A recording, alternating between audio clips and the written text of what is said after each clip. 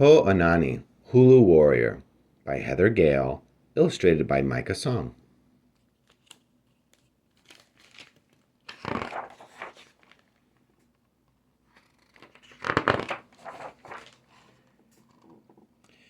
In ancient Hawaiian culture, every person had a role in society. Mahu, people who embraced both feminine and masculine traits, were valued as healers and as caretakers and teachers of ancient traditions. In Ho'anani Hulu Warrior, we hope to show that, in the spirit of this Hawaiian tradition, we can make room for all people, Kane, Wahine, Mahu, and show every person the same unconditional acceptance and respect.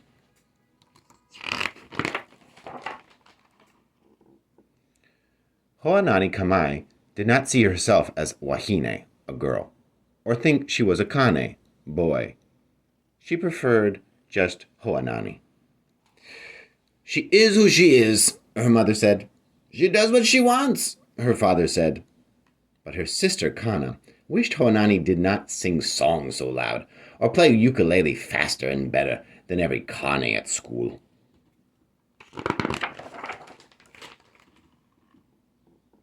One morning, Ho'anani's teacher, Kumuhina, made an announcement. This year they would bring a Hawaiian custom back to the community. Our high school's Kane will perform a traditional Hulu chant, she said.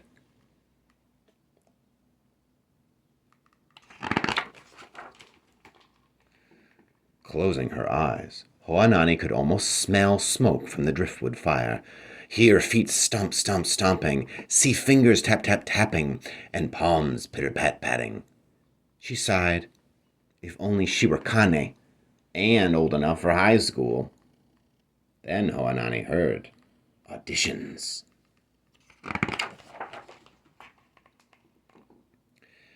Ho'anani could not wait to tell her family. There'll be 3 tests, she said, and Kumuhina thinks I should try out. Her father, mother, and brothers were not surprised. Kana rolled her eyes. Really? Ho'anani wanted to say she could not believe it either. But before she could speak, her sister changed the subject.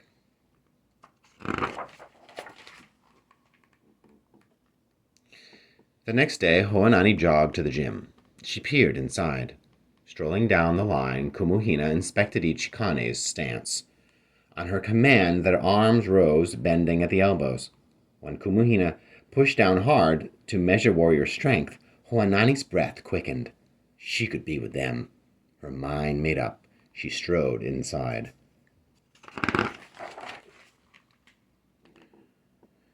One by one, their faces changed. A wahine? A wahine? Not a wahine.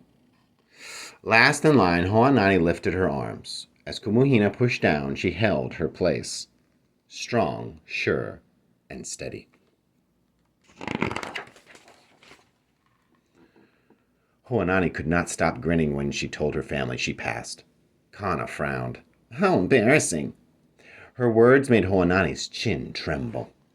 She wanted to ask Kana if they could ride bikes again like they used to, but before she could speak, her sister had turned away.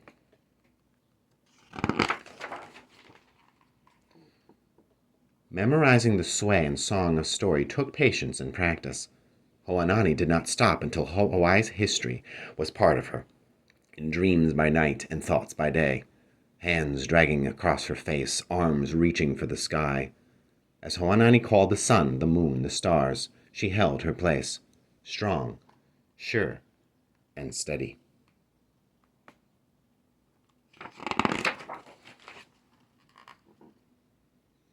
Finally, it was time to choose a leader. Ho'anani's stomach twisted in nervous knots. One Kane, another, and then another stepped forward. Ho'anani studied them. Who was nervous or worried? Who stood tall, who slouched? Who stayed focused, and who squirmed? Then, her turn. Faces swam in front of Ho'anani as she called for attention. Oh! She paused. Would they follow her? No time to think. Words pushed against her lips, and the chant tumbled out. Ai ka mumu keke, sweeping her warriors into a tidal wave of voices until Ho'anani called the end. Hi Allah, a oi, I. Silence hung in the air.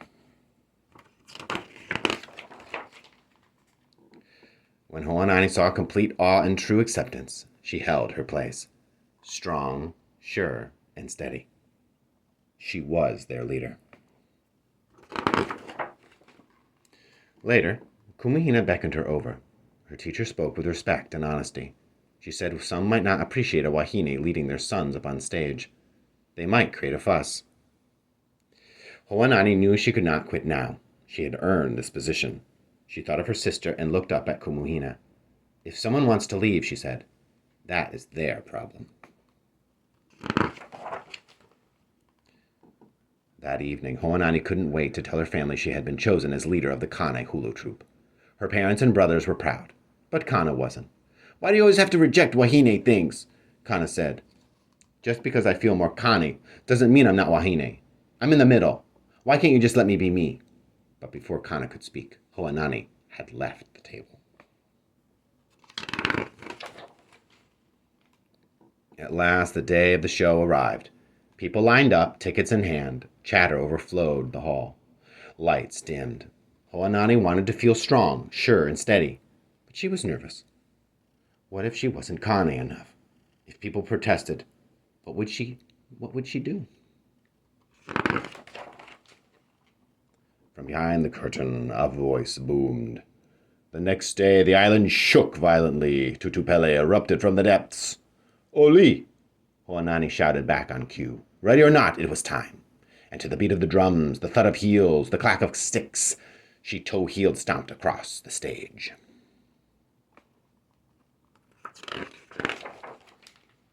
Hoanani faced the crowd. Her skin prickled. She felt their curiosity stir the darkness, but she held her place, strong, sure, and steady. Ai ka mumu keke! Her voice thundered. The crowd gasped with appreciation and roared with approval.